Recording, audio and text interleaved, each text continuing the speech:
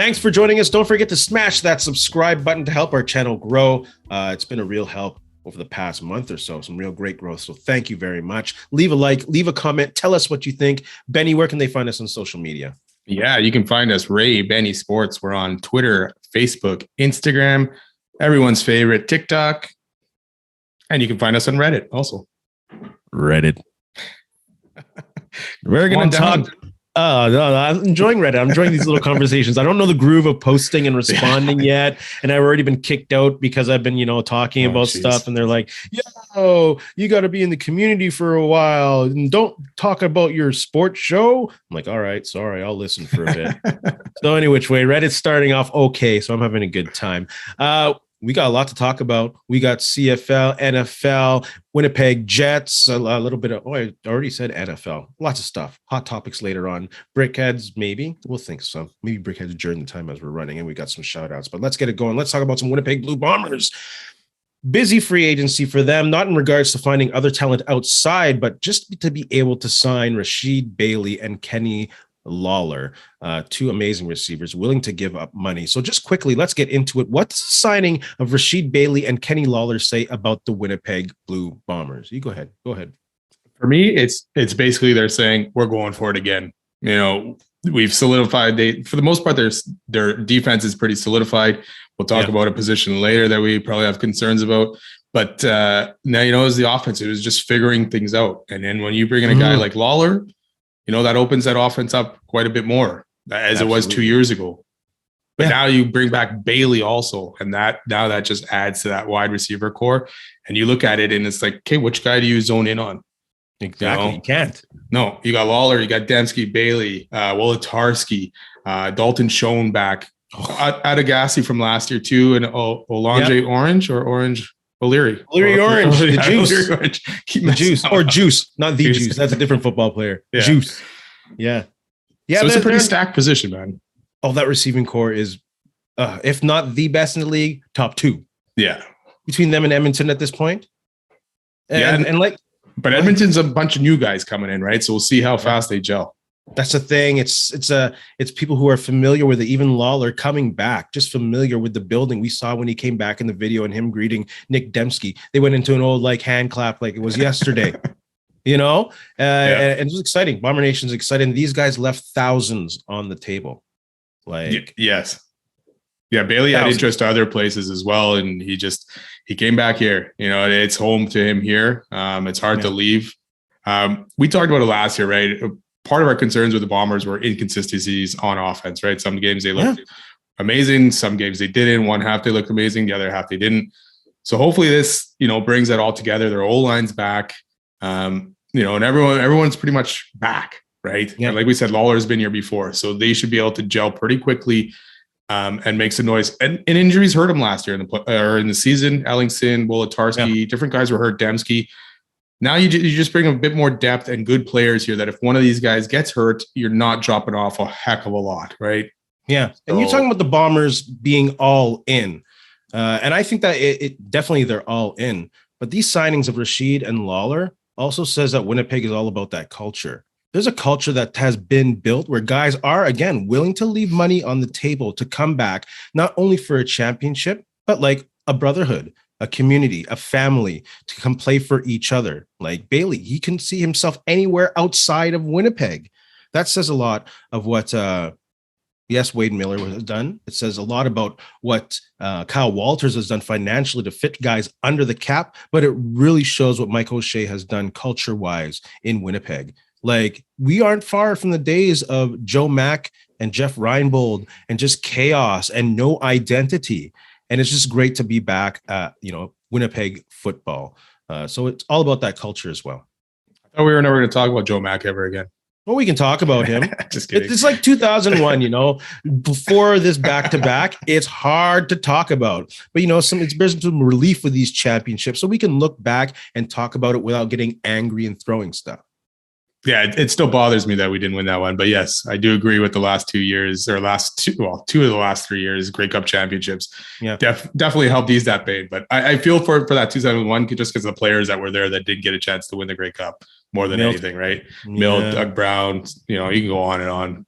And they were there with good culture. You know, it's not like Dave Ritchie. He was all about that culture too. Guys were there staying to the end, trying to get one with the nucleus that they had, maybe getting long in the tooth, but still trying to get that chip. And, you know, it paid badly after that for a little bit, but we're back on that roll. And that's one of the things that the Bombers will have to look at soon, right? I mean, this is probably the last year for a lot of these guys because it is aging, right? A bunch of their better players are aging. We can't look beyond that, you know? So it's going to see how this year goes. Can those guys play another high tempo? I believe they can. I mean, the type of players that they have, Willie Jefferson, Big Hill, you know, just to name a couple, those guys are high intensity guys.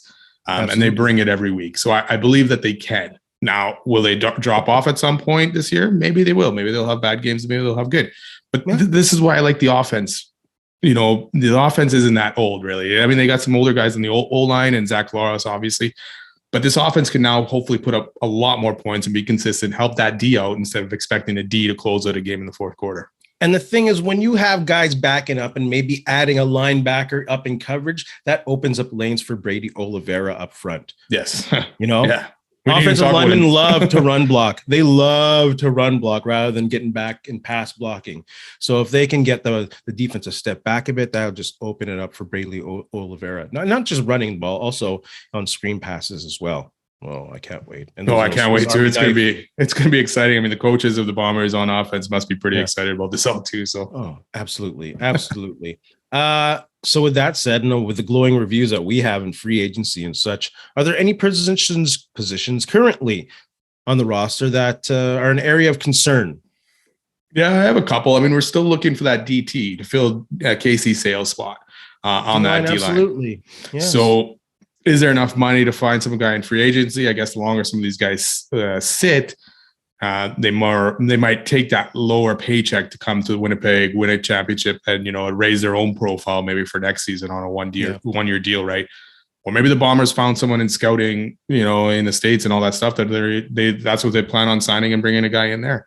But, and no disrespect to Jake Thomas, obviously, he's still got that Canadian fueled motor going. He'll get there. He'll grind you. Well, he's a grinder in there. If I want to say it better, but that's again, no disrespect to him. But when you lose someone like Casey Sales, who was a steady presence in the middle, and you also maybe need another rotational end. Congo, amazing talent he was, has not really been replaced. And, not to say against anything about Jefferson or Jeff Coat either, but it'd be nice to have a rotational guy in there to keep those legs fresh and, defensive tackle. I agree. Good on them. We saw Jeff Coat, struggle with injuries last year, right? And maybe he wasn't his same self as he was the year before. So, having a guy that can fill in that spot, he'll never be the same as Jeff Coat, but at least he can come in there and play some games if he gets injured or anything like that. Yeah. And even last year, defensive tackle or the gut of the defense was questioned sometimes. We mentioned this, especially against Calgary, against the running game, that they are exposed. So hopefully they find someone in there. And the thing with having a good defensive tackle, it means you don't have to blitz. Adam Big Hill can be a little more playing linebacker and really solidifying the middle of the field if you have a solid two defensive tackles in the middle. Yeah, that run game was their sore spot on defense last year, right? And besides the big plays that they were giving up a lot of, but the run game. Do they have any cap room to really? You don't know the CFL players' salaries; those aren't public, and I respect that. Whatever, that's their money. I don't need to know that. And it's always fun to assume. But I wonder if they have cap room to get anyone else because they haven't had to go shopping outside of their own. No, and that's the thing. It's fine. Okay, I don't need to know people's salaries or anything like that, but at least say, okay, the Bombers are at 4.2 of the cap kind of thing. At least so you can get that idea. Okay, we got this much money. Can we get this guy? Can we do anything? So yeah. But I agree with that. But I don't know how much money they have. Probably not much.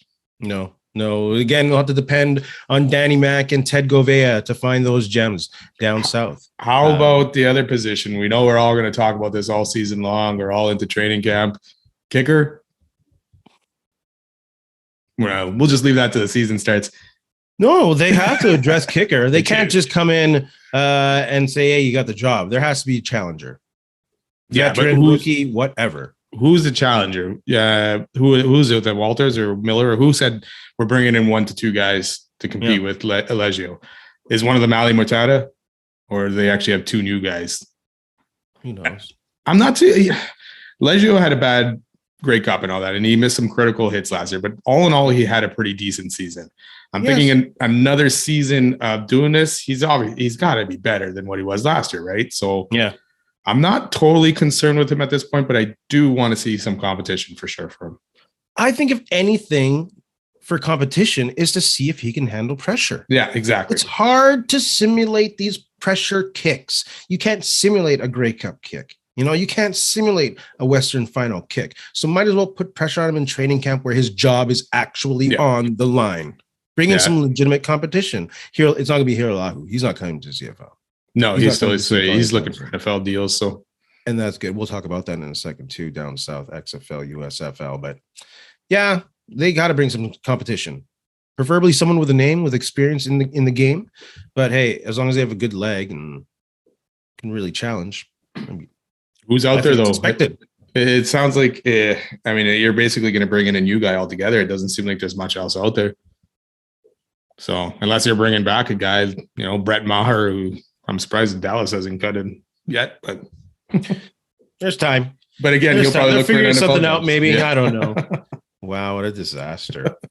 CFL signings, best remaining talent out there, and who should be eyeing them. We're going to give you one on D, one on offense. I'll start off with offense. I'm going to take the O lineman, Jamal Campbell. He came out as a top draft pick, played very well, went to Toronto, or was in Toronto, got a nice contract, didn't quite live up to it. Then got Saskatchewan, picked him up, and he was just a victim of stupidity, I believe, in Saskatchewan. So he's still out there, and the Bombers might be able to get him for anyone in the CFL might be able to get him for a good price. And I hopefully think Ottawa would be looking for him because he could play tackle, he could play guard. He's a very versatile offensive lineman. So I'll take Jamal Campbell on the offense. It's funny. There's actually a few good O linemen still out there, that haven't gotten signed yet. And considering how weak some of these O lines looked last year too. For me, I'm going to go with probably Darrell Walker.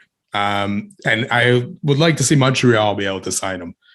Montreal have lost Weineke and Eugene Lewis. Haven't really been able to bring anyone else in. I know Darrell Walker didn't have the greatest of seasons last year. Yeah. But Montreal needs someone. And this name, if they can get him, obviously, it's going to be a bargain price almost. Like he almost needs a 1-year deal to prove that he can still play in this league and not be almost a head case at the same time, right? I was totally going to ask, is this the same guy that you called a head case a couple weeks ago? Exactly. Yes. Oh, for sure. He's still bad, but I think Montreal needs that star name at wide receiver right now. Okay. Who do you got at defense? I'm going to go with Sean Lemon. I'm surprised he's still actually out there. I'm assuming he's asking for a decent raise, but why not? He had a wicked season last year. I think Calgary need to bring him back. He was such a force on that D line for them. Him walking away, plus they lost Jamar Thurman. Yes. That's a big hit to them. And I know Calgary, possibly he's older. Let's get rid of him. We could find someone better, but he was a force last year. Absolutely. I was talking about, age and roster, and a Calgary fan was like, oh, the Bombers don't know when to cut ties. And I'm like, Calgary roster is not that young. But, I gave props in a kind of weird way to Sean Lemon. I'm like, I kind of took a couple steps back, and then he had a great year in Calgary. Yeah. And then personally, he reached out. He's like, what do you mean by step back? I'm like, I guess, not like step back in regards to his numbers sucked, but in regards to comparing it to that defensive player of the year, that came out of nowhere. No one was expecting that. No, this year, not at all. Not at all. Clear that out. Don't come after me, Sean Lemon. But, come to Winnipeg. Well, do they have, hey, talk about rotational. Whoa, my goodness. If they could fit that under the cap, that would be crazy. That'd be crazy. That'd be nuts. Put them on like a three-man defensive line front. Let him just cause chaos. Stand up off the snap. Oh my God, that would be nuts. Yeah, wouldn't it? Just dream. I'm all in for that. Yeah, exactly. With defense, I'm going to go Canadian again with Elibuka. He's a good defensive back. Also can play across the secondary. A bit of not a disappointment, just had his opportunities in the NFL with the Cardinals and the Eagles, but injuries also got to him too. So I think he'd be a solid pickup. And again, I know I'm a fan of Bobby Dice, but I think Ottawa should be looking at that Canadian talent on their roster. So yeah, I'll go Eli Buka. If y'all have any Canadians or free agents available and who should search them out, put them in the comments below. Darwin Adams still out there too, eh? But I don't know where he's going to end up. If come back to Winnipeg for a little just really fill it up, eh? Really fill it up. Can we play 7 receiver sets? Oh my gosh, yeah. 7 receivers. What are you gonna do? Where's the you think an O-line? 3-0 line? Well, he can start on the line and then just screen out. We talked about CFL players down south. We talked about Hiralahu and players going to the USFL, XFL. Should this be something of concern? Darnell Sankey's gone. A couple receivers from Calgary, Canadian receivers going to the USFL. Should this be something of a concern? No, I don't think so at this point. I mean, again, these leagues, XFL, one of them, have come and gone. They never last or longer than a season or two. So for me, right now, these guys are looking for the way the XFL is. If they're leaving for that, it ends May 13th. So there's still a possibility if they're good enough players and know the CFL well that they could end up back in the CFL. Yeah. I don't know how good that would be for their bodies or mentally, because that's a lot of football in a row to play. So. Yeah.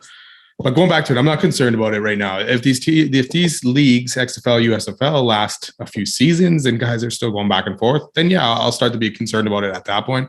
Yeah. But right now, not too worried. I'm not too worried right at the moment, but it is worrisome, like I said, to have those 2 young Calgary receivers, Hergy Mayala and I forget the other guy's name. Both good, solid Canadian young receivers, both choosing to go play, I think, with the New Orleans, whatever their name is in the USFL. That's going to be a concern to me when Canadian players start going down south, looking for opportunities there. And I can't blame NFL or people wanting to play in the NFL and seeing that as their main exposure, because they have a much better TV deal than the CFL. There's much more availability across the states and for scouts to see them. So, and actually travel there. So I have, I can see it actually starting to become an issue, especially with players with their last grasp and trying to make it to the NFL. And like Liram Hiralahu said, it's hard to play in the CFL one season. And if you sign with the NFL team, you're not available to play for them until the following season. Yeah. While if you're playing in the USL, XFL, you can go right into an NFL training camp if you're scouted. Right. There's no breakdown of time or anything like that where stuff can change. You're going right in there. So I see his point of view. And yeah, that could be a concern very soon. Yeah, I agree with you on the younger guys, because that's where they're probably seeing their path to the NFL come quicker, right? Mm-hmm. The older guys might see the stability of the CFL, and after they know their chances in the NFL are probably up, which is probably late 20s, mid to late 20s, right? At that point, you're probably more late 20s, I guess. You're not going to make the NFL. Chances are very slim, right? Yeah. So you might want that stability right now, the CFL, knowing it's going to be around and get a good paycheck. Because, the XFL didn't finish the season, right? Or which league was it that cut off? That it was a different altogether, cut off halfway through the season. So American All-American or American something of football? Yeah. So American Association of Football? Yeah, association, whatever. They're risky, man. It doesn't matter that The Rock is running the XFL or whatever, man. It's all risky going into these new leagues. So, yeah, no concern yet for me, but we'll see. Good. Let's talk about the Winnipeg Jets. Straight up, are you still on the bandwagon? Yeah, I'm not going to jump off a bandwagon yet because they've impressed me so far this year. There is concerns on this team and their up and down nature or their bad games against bad teams and that. So I think we're still going to run into that a lot. So to me, I'm not off that bandwagon. They got talking about games.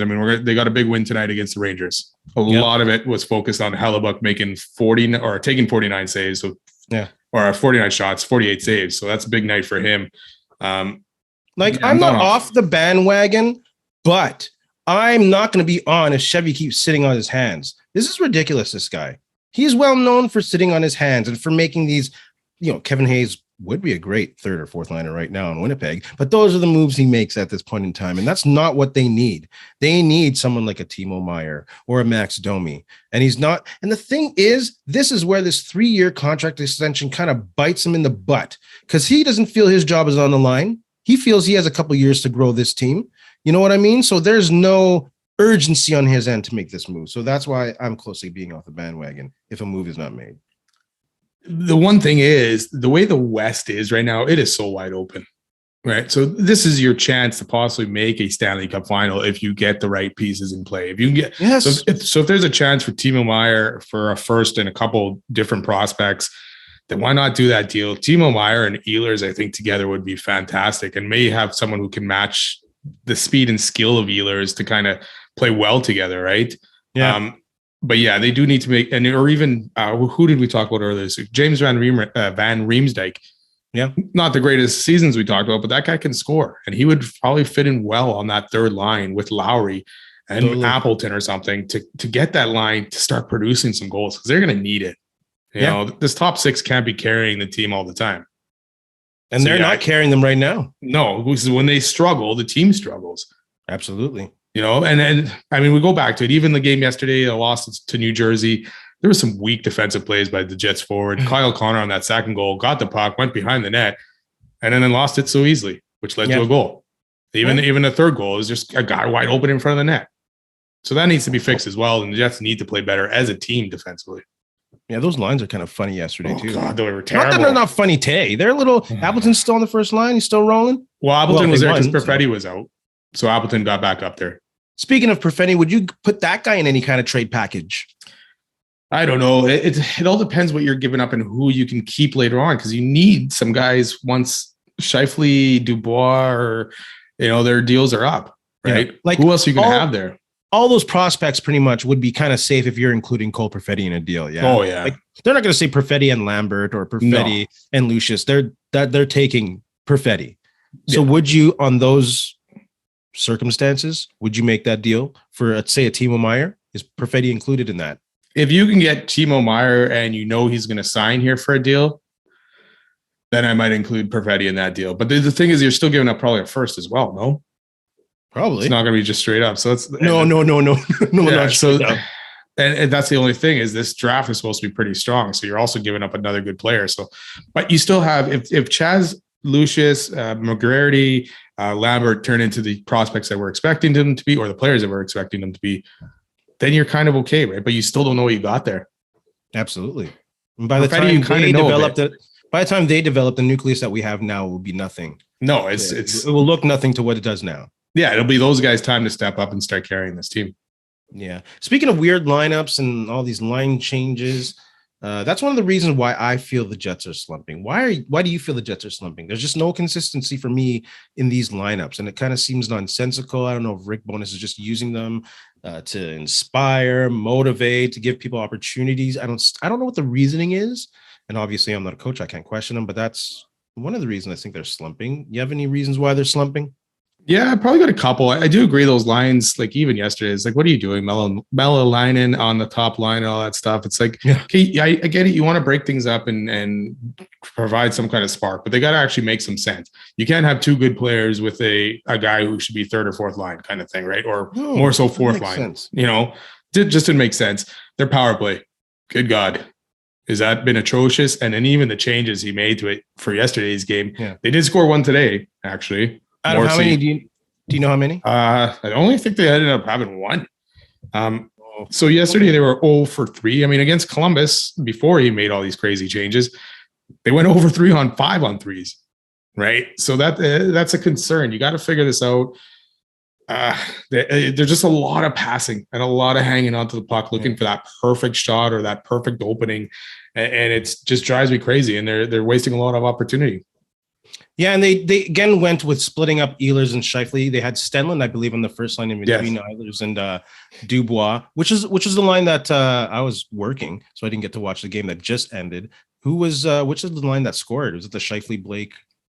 Yeah, it was Scheifele with Appleton and Connor today.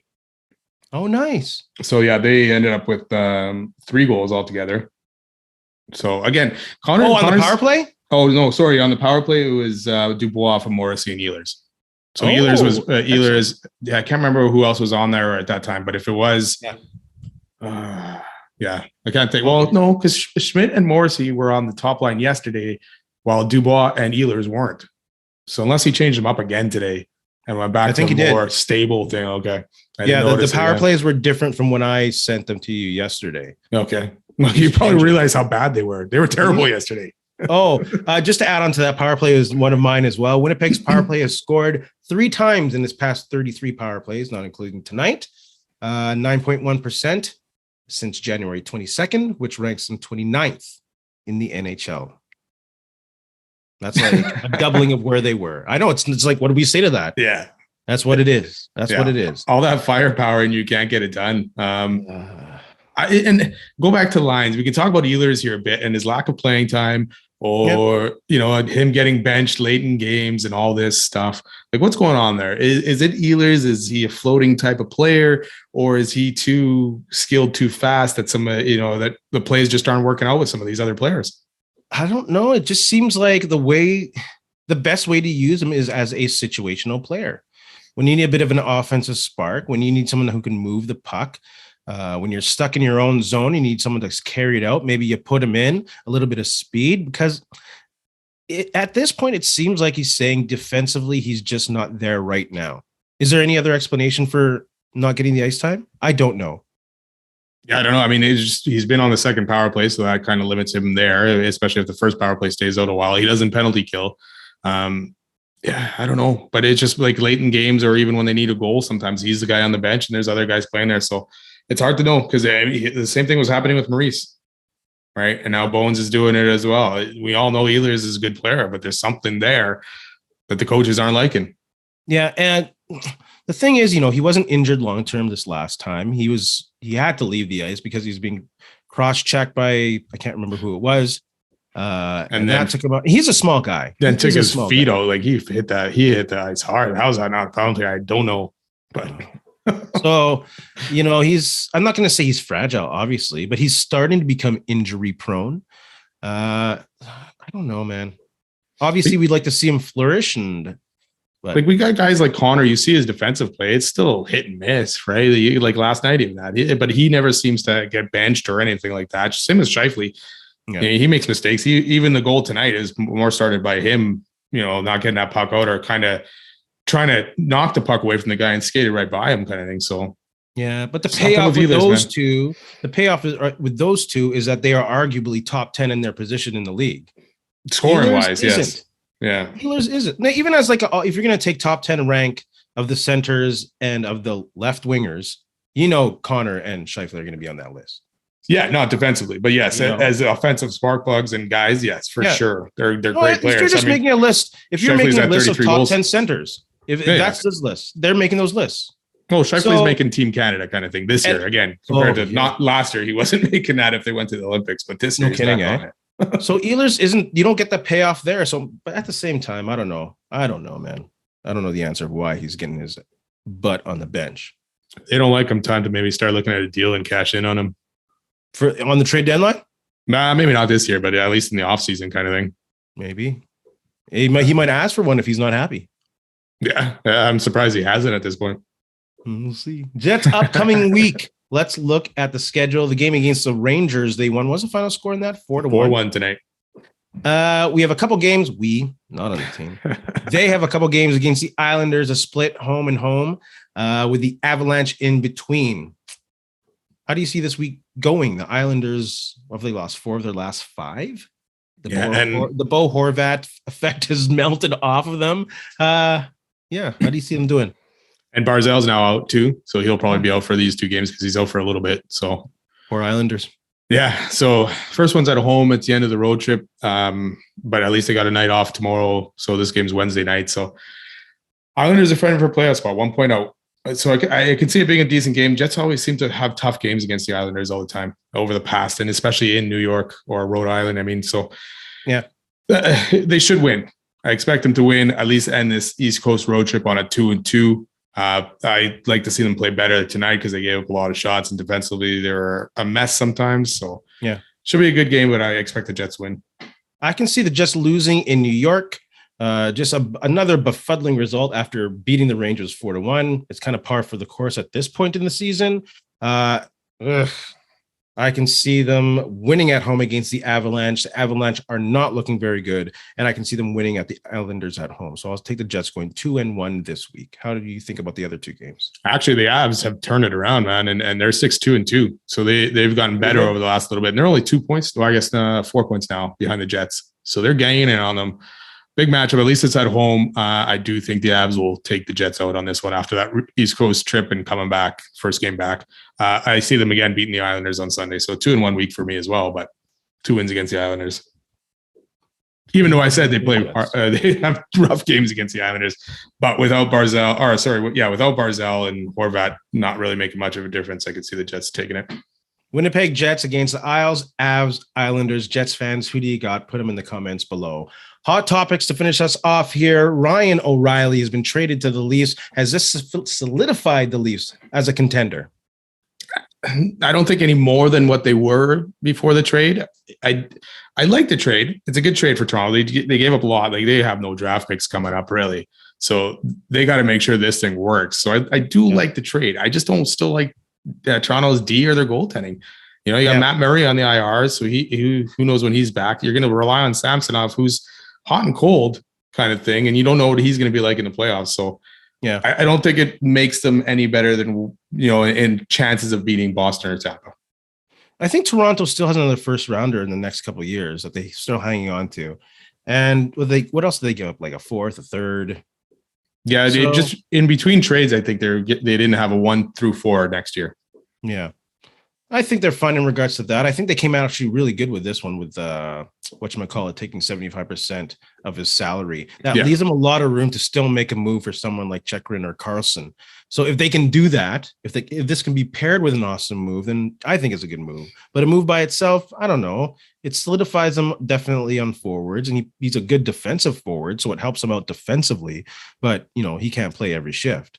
So yeah, they're a bit better of a team. And of course, goaltending, yes, but not in regards to being there, you know. Well, I could say they'll lose in the first round again. Now. Like you said, they need to make that other move. They need to find another defenseman or something to make that position better. Otherwise, yes, they're probably just losing in the first round again, even with this O'Reilly. Well, Toronto. Eric Bieniemy to the Commanders, Washington Commanders. Good career move. I think it's a move he had to make. I think it's a move that's being forced upon him. I think it's really stupid. People are like, oh, he has to prove himself as a play caller with Andy Reid. Well, did Doug Peterson have to? Did Matt Nagy have to? No. So I think he's being forced to do it. It's pretty stupid. Yeah, I agree too. It's a move that he just needs to go somewhere where he's away from Andy Reid, run an offense, and show that he can run that offense, and then maybe gets more consideration. I don't know if he's just rough in interviews or whatever. He's had 12 interviews over the last few years. I don't know what's going on there, but he had to do it. At least he's got some decent players. It depends on how Sam Howell is at quarterback, but he's got some good receivers in McLaurin, Johan Dotson, Curtis Samuel, Brian Robinson, good running back. So I don't like the Commanders situation at all. He's screwed. At least he's got Ron Rivera. You know, Ron Rivera is a pretty strong force there, you know, and hopefully Dan Snyder ends up having to sell that team soon. That's ridiculous. But yeah, he had to make the move. Matt Nagy didn't have to prove it. And now apparently Matt Nagy's like the head heir apparent to the Chiefs job when Andy Reid. What is that? What? I can't see that. I mean, well, and look it up. It's crazy. I just read this. I'm like, what's happening? Why would they give this guy the job? He can't do anything in Chicago even. And now he's the heir apparent to Andy Reid. Give me a break. And Eric Bieniemy has to go prove himself in Washington. Maybe that's part of the problem is you got Matt Nagy who went there and was terrible, you know, and you're looking at going, okay, you know, Peterson was good in Philadelphia. Nagy was terrible, you know, and maybe people were looking at that and scared off by it. There's no way Matt Nagy should be heir apparent to anyone. Andy Reid's not going anywhere for a long time anyways. I think Bieniemy was like a Brian Flores interview. All these guys were like, oh, he's going to be a head candidate. And they're like, okay, we'll just interview him, check the box, but we're not going to really consider him. What a joke. Come on. Yeah. Matt Nagy. Hopefully it goes well for him in Washington, though. At least he's got Rivera. Yeah, I'm cheering for him. But seems like the Packers are done with Aaron Rodgers and maybe vice versa. Probably vice versa. Where's the best landing spot for Aaron Rodgers? I guess the Jets, the New York Jets. They got Nathaniel Hackett, who as their OC now, who Rodgers thinks highly of. They got some good wide receivers, albeit young ones, so hopefully he can get along with them. Good running back, Breece Hall, if he comes back healthy, and good D. So that's a good opportunity for him to step in with an offense that he'll know. I know everyone else will have to learn it, but what he knows and a good team around him, so it gives him a good chance to possibly win. Yeah. I don't really see him fitting anywhere else. Raiders, maybe. No. Don't go. But then you're learning a whole new offense. So New York Jets, I agree with you. They have a nice young core. Their defense is solid. Like they're arguably top 5 defense, and it's a young defense. Yeah. If they get Aaron Rodgers to distribute the ball, and hopefully he's not toxic in New York, it could be a very good thing. It could be a very good thing. That could be trouble for Miami. Yeah. And I mean, you got Buffalo, who's another good team in there, and you always got the Patriots, who are tough. So, they'll have that would be a very tough division. Let's see. I'm excited to see what he comes back as after his 4-day retreat into darkness. Oh, the darkness. He's going to the darkness. You believe that? Whatever. That'd be great. We got some shout outs. You got a shout out? Yeah, I'm going to give it to Amber Belkin, Winnipegger, who's in NASCAR. Where is it exactly here? I forgot the ARCA series, driving series. She finished 6th in a race this weekend, making a big comeback from, I think she was in 36th place. So great finish to her. So shout out to Winnipegger Amber Belkin. 36th. What? Yeah, she was in 36th place. Wow. And fought her way back actually up to 3rd and then ended up 6th. So that's good. That's good. I have a couple of shout outs. One's going out to Julie Black. I loved her rendition of the Canadian national anthem. It's a bit viral right now. Of course, some people are divided. They have the national anthem at heart. And I totally understand that. It is the country's song, but also respect to what Julie Black did, the home on native land, just honoring what's truthful and what happened in our history. So shout out to Julie Black on her rendition of Canada at the NBA All-Star game. And also shout out to Josh Morrissey for breaking the franchise record for points scored by a defenseman with 25 games to go. It's crazy to think that all that time with Buffalo here, I'm like, he had to have way more points than 56, right? Is that what it was? And then you're looking at it going, wow, I guess not. That's weird. No, just a force. Not just a force, a force. Well, he still hasn't beaten Phil Housley yet. We'll see if that happens. Good old Phil Housley. Oh, Housley to Solani. Benny, you got anything to say to our friends? You know what? Thanks again for listening. Don't forget to subscribe and follow. Check us out and join us on Reddit, Twitter, and have a conversation.